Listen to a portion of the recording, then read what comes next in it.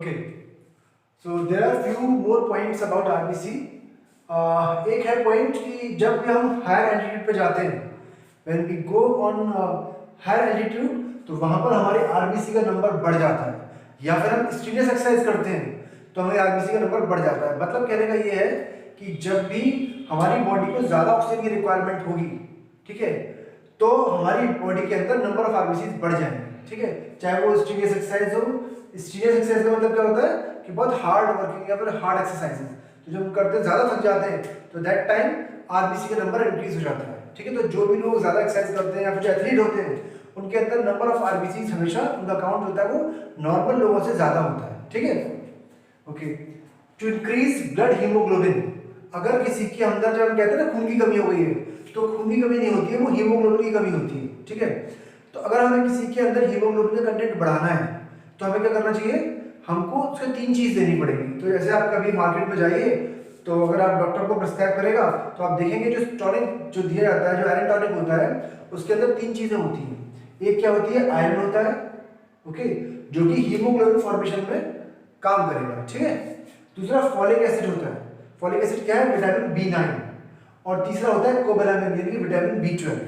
तो ये 3 चीज़ें होती हैं।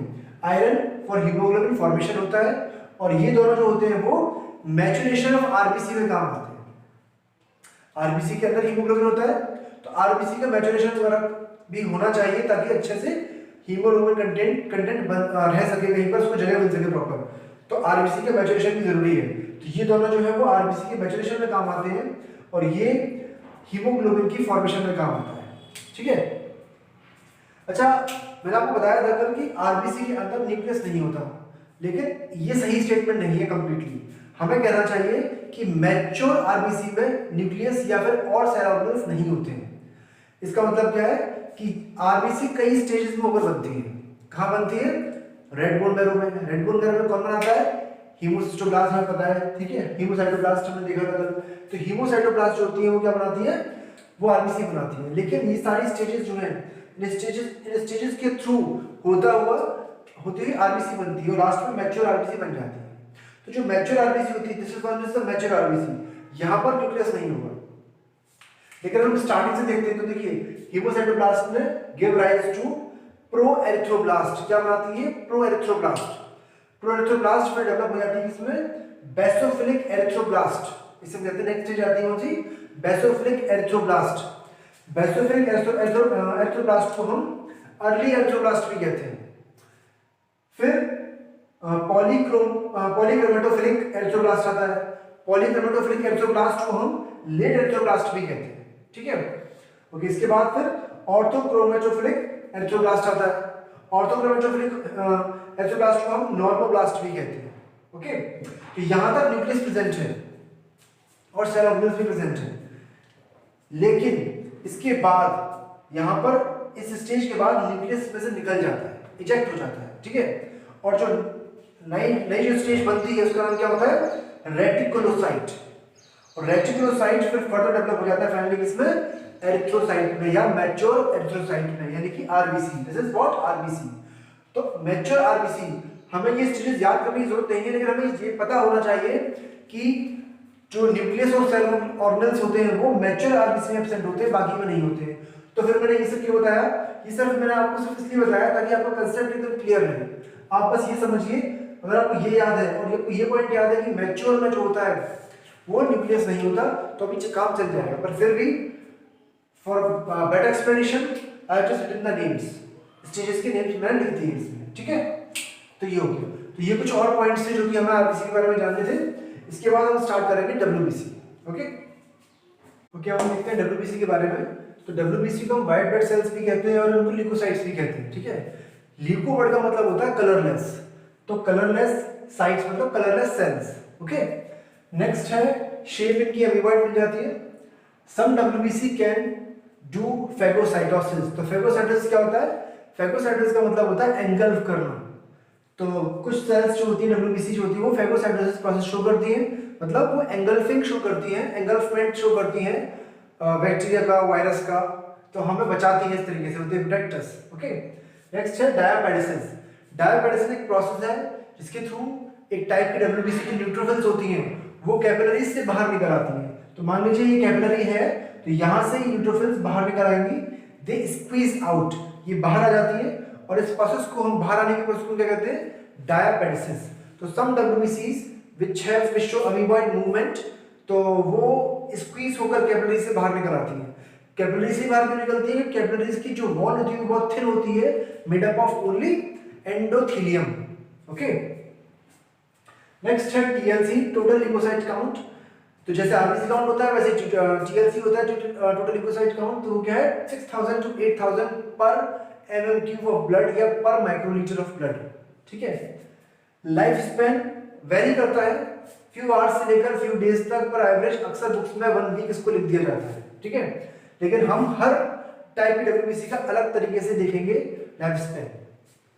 डीएलसी डिफरेंशियल ल्यूकोसाइट काउंट, मतलब per MM cube of blood में कितनी टाइप की, क्या परसेंटेज है उन टाइप डिफरेंट टाइप्स की आरबीसी वो डब्ल्यूबीसीज का।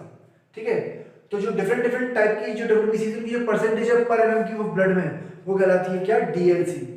तो अगर आप किसी की ब्लड रिपोर्ट देखोगे तो आपको उसमें टीएलसी और डीएलसी दोनों आपको दिखाई देंगे। ठीक है, ल्यूकोसाइटोसिस क्या होता है, नॉर्मल इंक्रीज इन डब्ल्यूबीसी, मतलब कि अगर आपको कोई इन्फेक्शन हुआ, कि कोई बैक्टीरिया से इन्फेक्शन हुआ या फिर कोई वायरस से इन्फेक्शन हुआ, तो आपकी बॉडी में डब्ल्यूबीसी काउंट बढ़ता है, क्योंकि वो बचाना चाहती है, तो उनका नंबर बढ़ता है, लड़ता है, वो उससे फाइट करता है बैक्टीरिया से, पैथोजन से। ठीक है, तो नंबर बढ़ेगा उसका, तो वो प्रोसेस क्या कहलाती है, ल्यूकोसाइटोसिस। ल्यूकोसाइटोपेनिया, लेकिन कभी कभी इसका नंबर डिक्रीज भी होता है।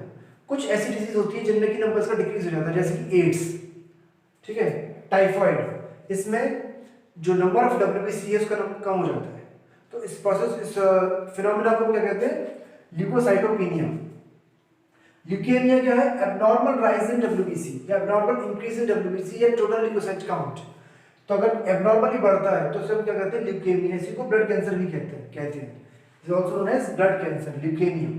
ओके, अच्छा, हम दो टाइप की डब्ल्यूबीसीज हम डिवीजन करते हैं डब्ल्यूबीसी के दो टाइप में, ग्रेन्युलोसाइट्स और एग्रेन्युलोसाइट्स।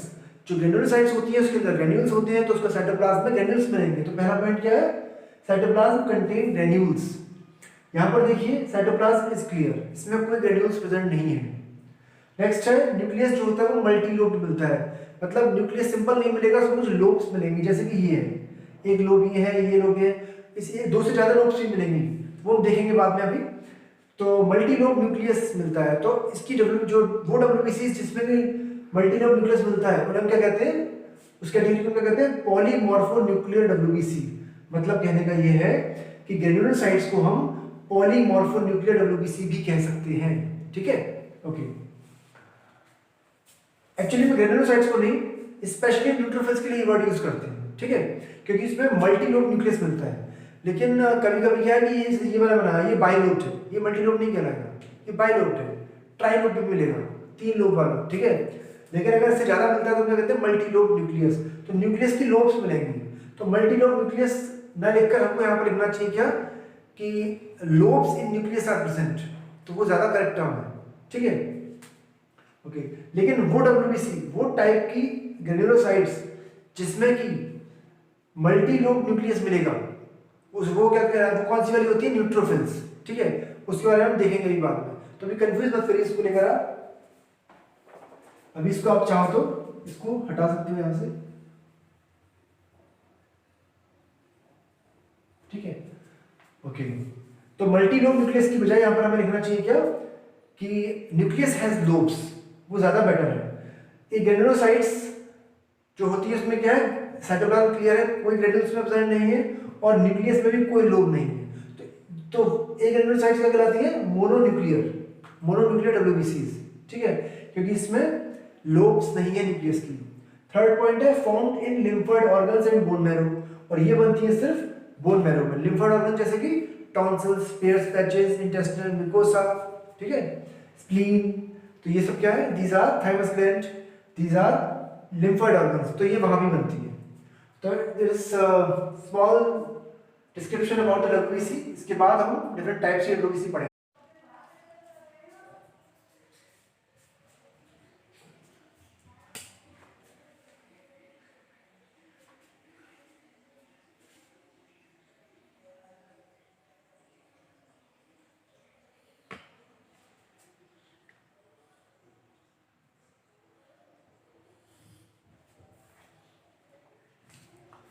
ओके, तो सबसे पहले हम देखते हैं ग्रेनुलोसाइट्स के टाइप्स। तो इज़ोफिल्स, बेसोफिल्स और न्यूट्रोफिल्स, ठीक है। तो इज़ोफिल्स जो होती हैं उनको हम एसिडोफिल्स भी कहते हैं, बेसोफिल्स और न्यूट्रोफिल्स को हम माइक्रोप्लाज्मेन भी कहते हैं, ठीक है। ये इनके और नेम है, अदर नेम्स। तो साइज जो है इज़ोफिल्स का वो है 10 to 14 माइक्रोन, ठीक है। इधर है बेसोफिल्स का 8 to 10 और इसका है 10 to 12, this is 12, this is 12, okay. तो जो बेसोफिल्स है वो स्मॉलेस्ट ग्रेनुलोसाइट्स हैं। इन तीनों बार हम देखते हैं सबसे छोटा साइज इसी का ये, और ये लार्जेस्ट ग्रेनुलोसाइट्स हैं, ओके। अगर हम बात करते हैं सिर्फ ग्रेनुलोसाइट्स की तो टोटल डब्ल्यूबीसी की बात नहीं है, ओके। लाइफ स्पैन जो है इनका 14 आवर्स है, 10 आवर्स और उनका 12 आवर्स। मैंने कहा था डिफरेंट डिफरेंट डब्ल्यूबीसी का डिफरेंट डिफरेंट लाइफ स्पैन होता है, okay. Stained with acidic dye, ये एसिडिक डाई से स्टेन होती हैं, ठीक है। अगर हम स्टेनिंग करते हैं देखने के लिए जब माइक्रोस्कोप में, तो they are stained with acidic dye. Example eosin, eosin जो है वो एसिडिक डाई है, इसीलिए इसका नाम क्या पड़ा, इजोफिल। इओजन से नाम पड़ा इजोफिल, ओके। ये बेसिक डाई से स्टेन होती है, एग्जांपल मिथाइलिन ब्लू, ठीक है। That's why they are basophils. और they are stained with any weak acid or weak base dye. They are stained with dye which is any weak acid or weak base, ठीक है। तो acid, weak acidic और week basic dye से ये stand की जा सकती है न्यूट्रोफिल्स। नेक्स्ट है फिर न्यूक्लियस। न्यूक्लियस का बाइलोट मिलता है, कैसा मिलेगा बाइलोट, मैंने पहले ही बनाया था स्ट्रक्चर इसका, जैसे ऐसे स्ट्रक्चर समझ लीजिए आप। दिस इज बाइलोट, ये 2 और 3 लोब मिलेगा, एस शेप मिलेगा। तो एस शेप का मतलब क्या हुआ, जैसे कि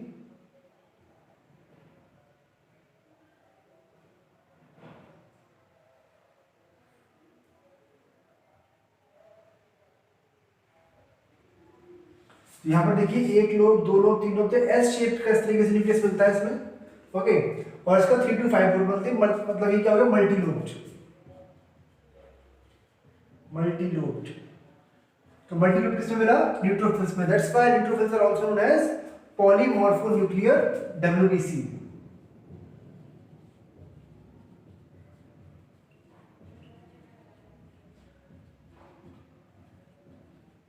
पॉलीमॉर्फोन्यूक्लियर डब्ल्यूबीसी, ओके।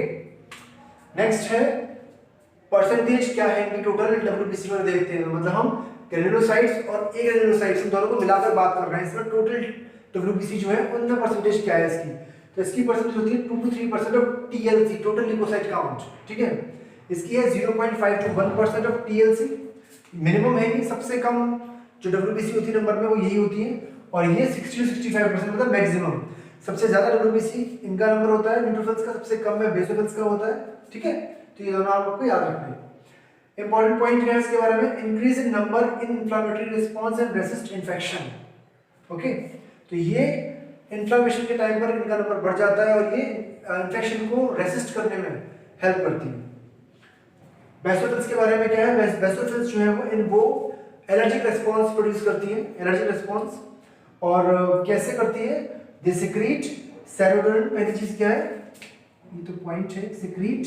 पहला है क्या, सेरोटोनिन। सेरोटोनिन क्या है, स्मूथ मसल कॉन्ट्रैक्शन। तो सेरोटोनिन स्मूथ मसल्स का कॉन्ट्रैक्शन करता है, जहां पर भी स्मूथ मसल कॉन्ट्रैक्शन की जरूरत पड़ती है वहां पर ये सिक्रीट होती है, ठीक है। हेपेरिन दूसरी चीज का सिक्रीट करती है बेसोफिल्स, हेपेरिन।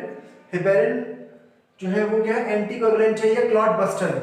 तो हमारी ब्लड वेसल्स के अंदर, मैंने बताया था कि पहले भी, हमारी ब्लड वेसल्स के अंदर क्लॉट नहीं बनना चाहिए, अगर वो बन रहा है तो बस्ट हो जाना चाहिए।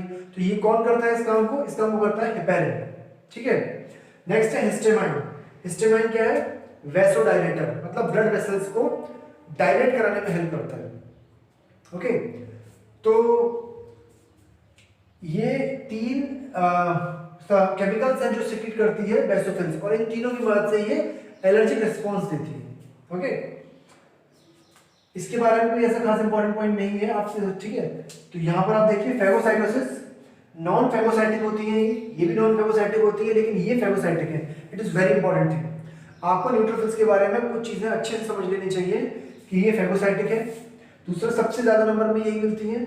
और तीसरा, इनका जो न्यूक्लियस होता है वो मल्टी लोब्ड होता है, ओके, ये 3 पॉइंट बहुत इंपॉर्टेंट है न्यूट्रोफिल्स के बारे में। पॉलीमॉर्फो न्यूक्लियर WBCP का नाम आपको पता होना चाहिए, क्योंकि ह्यूमन हेल्थ एंड डिसीज जो 12th में एक चैप्टर है उसमें इसका नाम इसी नाम से आएगा। ओके, तो ये है ग्रैन्युलोसाइट्स के बारे में। अब हम देखेंगे क्या एग्रैन्युलोसाइट्स के बारे में। ओके, अब हम बात करते हैं एग्रैन्युलोसाइट्स की। तो एग्रैन्युलोसाइट्स में देखते हैं, ये दो टाइप की होती है, मोनोसाइट्स और लिम्फोसाइट्स। मोनोसाइट्स जो होती है उनका साइज जो है वो क्या है 12 से 20 माइक्रोन, जो कि लार्जेस्ट WBC है। ठीक है, मतलब सारे WBC हम देखते हैं तो इनका साइज सबसे लार्जेस्ट होता है। और लिम्फोसाइट जो है इनका साइज है 6 से 16 माइक्रोन, यानी 6 से लेकर 16 माइक्रोन तक। ठीक है, life span less than 24 hours in blood, मतलब कि 24 घंटे तक का यूरिन ये ब्लड में रहती है। उसके बाद डिफरेंशिएटेड होकर, मतलब एक पर्टिकुलर फंक्शन को अटेन करने के बाद they reach a particular organ और particular tissue where they are known as macrophages. तो क्या वर्ड लिया मैंने यूज किया, मैक्रोफेजेस। मैक्रोफेजेस कहलाती है कब, जब यही अटेन कर लेती है कोई पर्टिकुलर फंक्शन और पहुंच जाती है किसी टारगेट ऑर्गन या टारगेट टिश्यू के पास।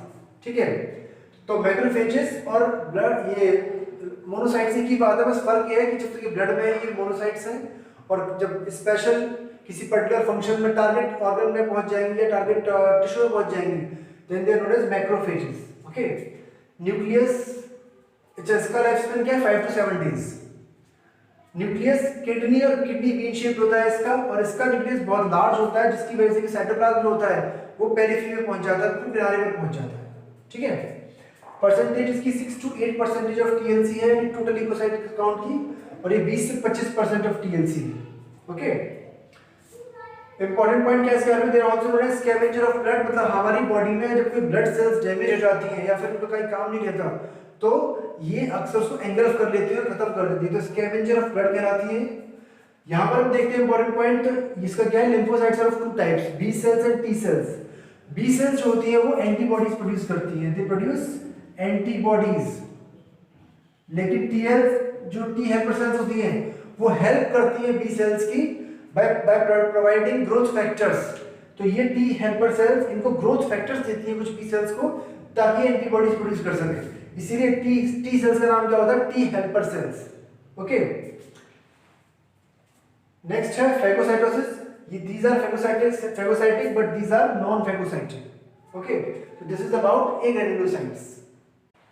ओके, तो यहाँ पर हम देखते हैं कि जो बोन मैरो में किस तरह से बनती है ब्लड सेल्स। ठीक है, तो बोन मैरो में प्लूरिपोटेंट स्टेम सेल्स प्रेजेंट होती हैं। कौन सी, प्लूरिपोटेंट स्टेम सेल्स, ये कहाँ प्रेजेंट होती है, बोन मैरो में। ये डिवाइड करती हैं, दिस सेल्स डिवाइड, यहाँ पर क्या है, डिवीजन हो रहा है इनका, डिवीजन। ये सेल्स कहाँ प्रेजेंट है, बोन मैरो में, इनका डिवीजन हुआ, ये बनाती है दो टाइप के सेल्स, लिम्फोइड स्टेम सेल और माइलॉइड स्टेम सेल।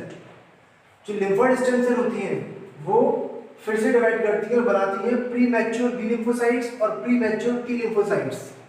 जो प्री मैच्योर बी लिम्फोसाइट्स है वो मैच्योर हो जाती है बी लिम्फोसाइट्स में, और जो प्री मैच्योर टी लिम्फोसाइट्स है वो मैच्योर हो जाती है टी लिम्फोसाइट्स में, या डेवलप हो जाती है। ठीक है, जो बी लिम्फोसाइट्स होती है वो आगे चलकर जब जरूरत पड़ती है तो वो डिवाइड करती है, तो प्लाज्मा बी सेल बनती है और मेमोरी बी सेल बनती है। प्लाज्मा बी सेल जो होती है वो प्रोड्यूस करती है क्या, प्रोड्यूस एंटीबॉडीज, और मेमोरी बी सेल जो होती है वो मेमोराइज करती है उस पर्टिकुलर एंटीजन को जो बॉडी में एंटर किया है। ठीक है, अच्छा, जो टी लिम्फोसाइट्स है ये डिफरेंशिएट हो जाती है 4 टाइप की सेल्स में, T helper sales, T memory cells, T killer cells और टी सप्रेसर सेल्स। इनके बारे में ह्यूमन हेल्थ एंड डिसीज एक चैप्टर है 12th में डिटेल में, वहां पढ़ेंगे। अभी बस आप इतना जान लीजिए कि 4 टाइप की सेल्स बन जाती हैं इसी से। ओके, माइलॉइड स्टेम सेल जो था वो ये बनाता है क्या, it give rise to the monocytes and granulocytes. Okay, तो ये तो बात हो गई लिम्फोसाइट्स की, और जो क्या नाम है, मोनोसाइट्स बची और ग्रैन्युलोसाइट्स बची, वो सब कौन बनाता है, माइलॉइड स्टेम सेल्स। ओके, तो ये हो गया कंप्लीट किस तरीके से सेल्स बनती है। अच्छा, हम देखते हैं नेक्स्ट थ्रोम्बोसाइट्स या प्लेटलेट्स। थ्रोम्बोसाइट्स, मैमल्स में प्लेटलेट्स को थ्रोम्बोसाइट्स कहा जाता है, produced by megakaryocytes in bone marrow. तो बोन मैरो में मेगाकैरियोसाइट्स कुछ सेल्स होती हैं जिनका न्यूक्लियस बहुत बड़ा होता है, इसलिए मेगाकैरियोसाइट को कहते हैं। तो मेगाकैरियोसाइट्स बोन मैरो प्रेजेंट होती है जो प्रोड्यूस करती है प्लेटलेट्स को। ये नॉन न्यूक्लिएटेड होती है, आरबीसी की तरह ये भी नॉन न्यूक्लिएटेड होती है, लेकिन आरबीसी में कोई भी सेल ऑर्गेनल नहीं मिलता मैच्योर आरबीसी में, लेकिन इसमें कुछ some cell organelles are present but very few, okay, but nucleus absent है। काउंट इनका 1.5 लाख 1.5 लाख टू 3.5 लाख होता है per mm³ of blood, okay. Helps in blood clotting and synthesise serotonin, इनका मेन काम है ब्लड क्लॉटिंग में हेल्प करना। वो कैसे करते हैं वो नेक्स्ट मैं देखेंगे कि किस तरीके से ब्लड क्लॉटिंग होती है, ओके। थ्रोम्बोसाइटोसिस क्या है ये? राइज इन नंबर, बढ़ना प्लेटलेट्स का थ्रोम्बोसाइटोसिस कहलाता है, और घटना थ्रोम्बोसाइटोपिनिया, ओके। लाइफ स्पैन का अबाउट 1 वीक है। शेप इनकी डिस्क, ओवल और बाइकॉन्वेक्स शेप मिलती है। आरबीसी की बाइकॉन्केव थी, इनकी बाइकॉन्वेक्स है, ठीक है। Maximum part of cytoplasm is made up of contractile protein thrombosthenin. Thrombosthenin एक कॉन्ट्रैक्टाइल प्रोटीन है जो कि इनके साइटोप्लाज्म में सबसे ज्यादा मिलती है, ओके। जो कॉन्ट्रैक्टाइल प्रोटीन है, कॉन्ट्रैक्टाइल प्रोटीन मतलब क्या है? जैसे कि मायोसिन और एक्टिन होती है, ऐसी ये भी कॉन्ट्रैक्टाइल प्रोटीन है, ठीक है। एक डिसीज होती है पर्क्यूलर डिसीज, वो क्या होती है?